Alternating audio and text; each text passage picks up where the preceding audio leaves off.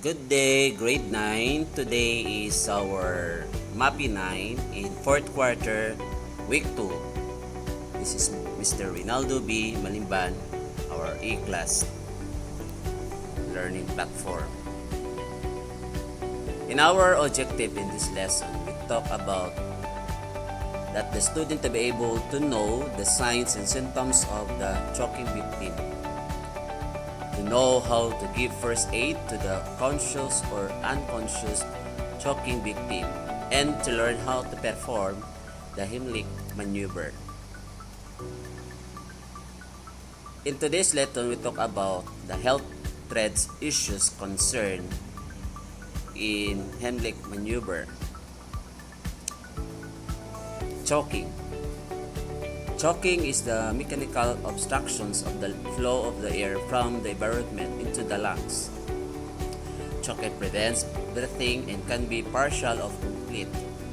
Prolonged or complete choking results in emphysema, which leads to anosmia and potentially fatal. What are some causes of choking? Eating, especially eating and laughing at the same time, eating too fast and failing to chew food well enough. Alcohol and drugs consumption, even a small amount, affects awareness. A trauma to the head and face, bleeding can cause choking. Small objects swallowed by the children, beads and toys. Now, there are some lacks of oxygen. Without oxygen, the brain can begin to die within 4 to 6 minutes. By learning the Heimlich maneuver, a simple life-saving technique, you may literally save the life of the choking victim. Now, what are some treatment? One is encourage the patient to cup, back slaps. Third, abdominal thrust by the Heimlich maneuver, finger sweeping, direct visual removal, and CPR. Let's talk about all more Heimlich maneuver. The Heimlich maneuver is the most effective way to remove something stuck in adult's or older child's throat. It lifts the diaphragm and forces enough air from the lungs to remove the obstructions. And when do I use this Heimlich? The person grabbing the throat with the hand, the universal sign for choking. You notice they are gagging, you are hearing ineffective cough, noisy breathing, or high-pitched sounds. The person is starting to look blue. How to perform Heimlich maneuver for choking?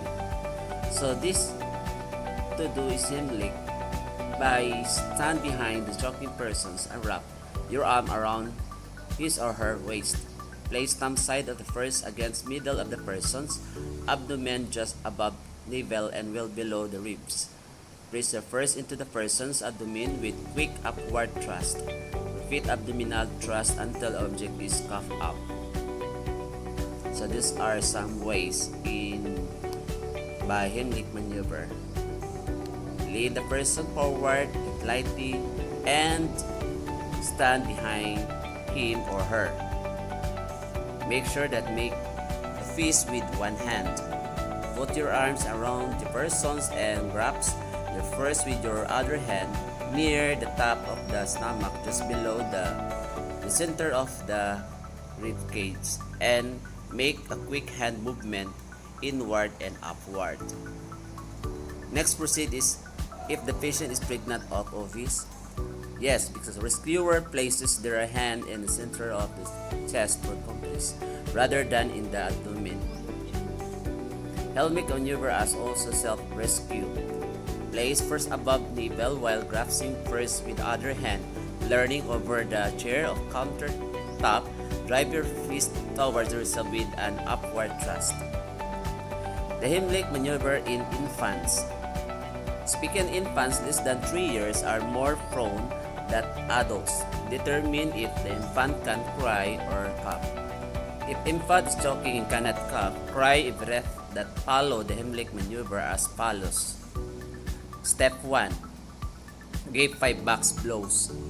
Place the infant's stomach down across your forearm and give 5 quick forceful blow on the infant's butt with heel of your hand. Step 2. Give 5 chest thrust. Place 2 fingers in the middle of the infant's breastbone and give 5 quick downward thrusts. Step 3. Look in the mouth. Check if you can see the object. Remove that object with your finger only if you can see it. Step 4. Repeat in steps 2 and 3 about the until object expelled or infant becomes unconscious. If the infant becomes unresponsive, perform CPR and call for medical assistance. So that are some ways in moving by step in maneuver.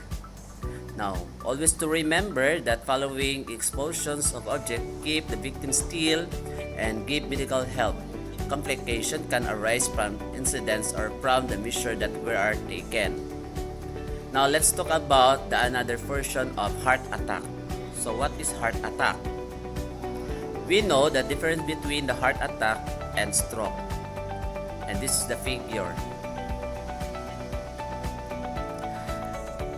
In heart attack, we have 3. The heart attack, the cardiac arrest, and the stroke.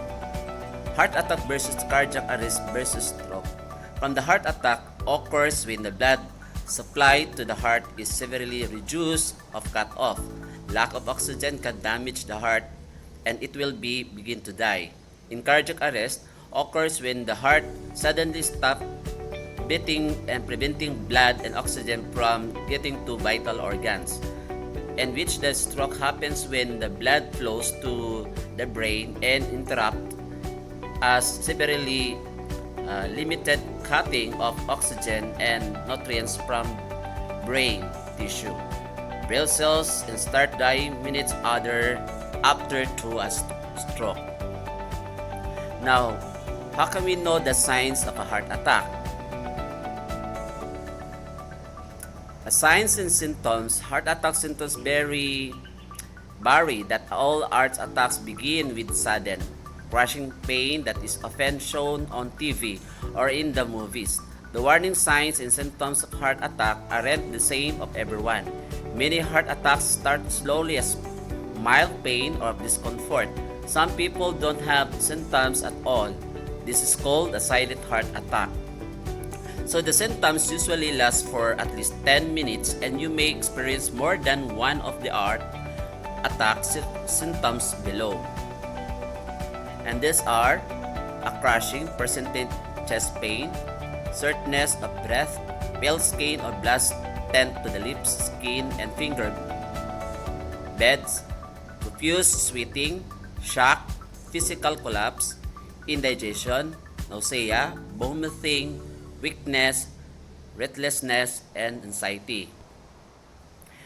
Now, what difference between the heart attack symptoms from men and versus women? Now, in American Heart Association news, the most common symptom of heart attack for both men and women is chest pain, but women may experience tests obvious warning sign.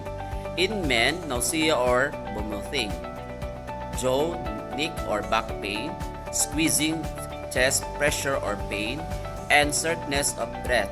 While the women is also nausea or vomiting, jaw, neck or upper back pain, chest pain but not always, pain or pressure that lower chest or upper abdomen, shortness or breath, panting, indigestion, and extreme fatigue. Heart attack, what should you do? First is call for medical help, making it clear. To aid heart attack victim who is conscious, ease him into the sitting position. Loosen clothing to aid breathing and blood circulation. Cover the victim with blanket or coat for warmth. Keep him for the moving or exerting himself in any until help arrives. So do not give him anything to eat or drink. If the victim is conscious, put him in the recovery position if he or she is breathing. Now, this is a part of the stroke. The one is the blood clot can from during the aerial fibrillations. 2. Blood clot travels in the bloodstream, and 3. Clot blocks as artery in the brain, causing a stroke. What is stroke all about? Stroke is a serious life-threatening medical condition that happens when the blood supply to the part of the brain is cut off. Stroke also are medical emergency and urgent treatment is essential. The sooner a person receives treatment for stroke, the less damage is likely to happen. What are the signs of stroke? So these are to know the warning sign. If you experience any of these symptoms, so please take up this. Weakness is the number one. Sudden loss of strength, sudden of numbness in the face, arm, or leg, even in temporary. 2. Trouble speaking. Suddenly, difficulty speaking or understanding or sudden confusion, even if temporary. Vision problems. Sudden trouble with vision even if temporary. Headache. Sudden severe and usual headache. And dizziness. Sudden loss of balance, especially with any of above sign. What are the symptoms? So, stroke occur quickly and such symptoms stroke often appear suddenly without warning. The main symptoms of stroke are follows. Confusion, including trouble with speaking and understanding, as I said, headache, possibly with altered consciousness or numbness of face, arm, leg, particularly on one side of the body, trouble with seeing in one or both eyes, trouble with walking, including dizziness and lack of coordinations. In addition of present tense problem listed previously, patient may also experience the following: bladder, bowel control problems, depression, pain in hands and feet that get worse with movement and temperature change, paralyzed or weakness of both sides of the body, trouble controlling or expressing emotion. In diagnosis, stroke happen fast. It will often occur before the individual can be seen by the doctor. Proper diagnosis. The acronym FAST is way remember the signs of stroke and can help identify the onset of stroke more quickly. And these are: F stand for face. Does the face look uneven? A. Arm. Does one arm drift down? S. Speech. Does their speech sounds strange? And also T. Stand for time. If you are notice any of them, sign it time to call 911. Face dropping is the person tries to smile, does one side of the face drop. Arm weakness.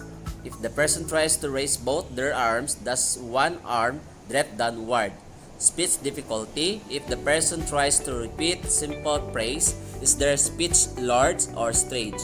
Time to call 911 here in the Philippines or in the USA, in 108 in India. If any design observed, contact the emergency services.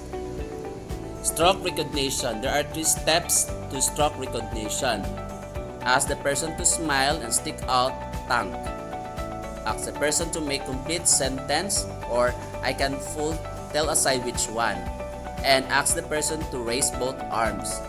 And contact someone if the person cannot be performed. Now, this prevention, such a thing of the stroke, is the best way to prevent stroke is to address the underlying causes. This is the best that done by living healthily, which means eating in healthy diet, maintaining a healthy weight, exercise regularly, not smoking, avoiding alcohol or moderating consumptions. Other measures taken to help reduce the risk of the stroke include keeping blood pressure under control, managing diabetes well, treating obstructive sleep apnea if present, as well as these lifestyle changes. A healthcare provider can help to reduce the risk of future strokes through prescribing anticoagulant and antiplatelet medication. In addition to this, the arterial surgery previously mentioned can also be used to lower the risk of repeat stroke. Now let's talk about the heat stroke. The definition of this: a core temperature of 40 Celsius accompanied by CS. Diet functions species with environment heat exposure.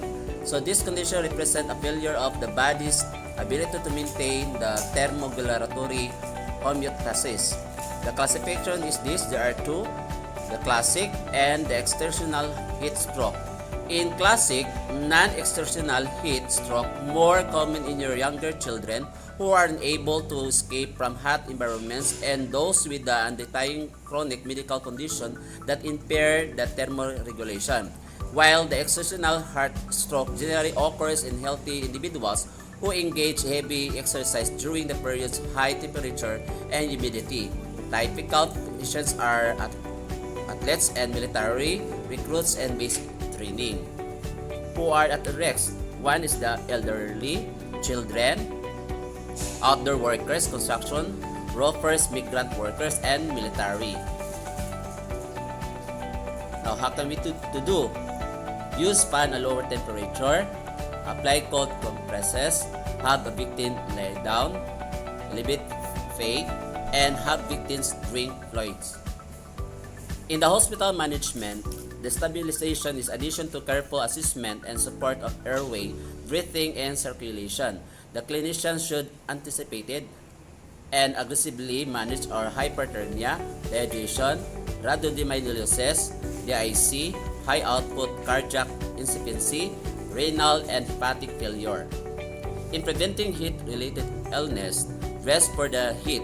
Wear the lightweight, light-colored clothing. It's also a good idea to wear hats or use an umbrella. In drink water, carry water juice with you or drink conscientiously even if do not feel thirsty. Avoid alcohol and caffeine will dehydrate the body. Avoid also food that are high in protein which increase metabolic heat. Stay indoors when possible. Take regular breaks with engage in physical activity to warm days. And take time out to find a cold place.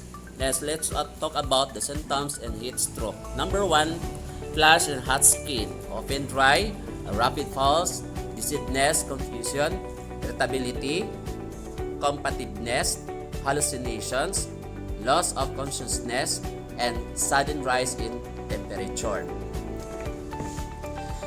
Now, another slide is all about the poisoning. In the poisoning happens when taken into the body, a substance that damages your cells and organs injures your health.